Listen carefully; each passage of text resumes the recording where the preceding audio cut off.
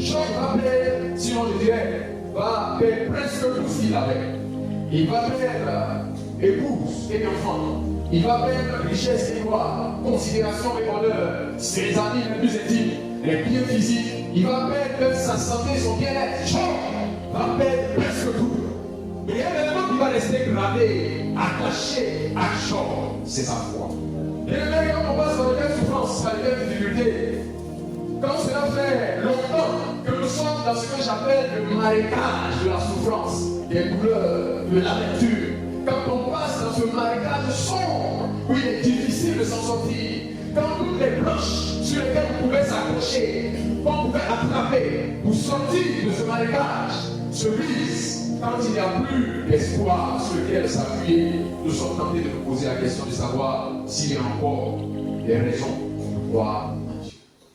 Peut-être que tu peux poser cette question il y a quelques mois en arrière. Est-ce qu'il y a des raisons encore de venir à l'église? Est-ce que ça vaut la peine de s'attacher à Dieu?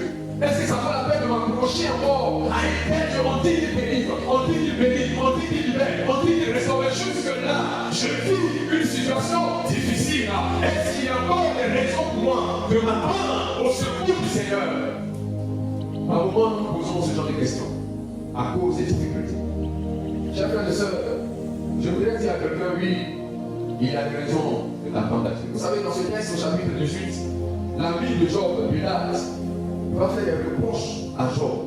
Il va lui dire, tu vis cette situation à cause de ta méchanceté. Parce qu'en réalité, ce que tu vis là, c'est le sort réservé aux méchants.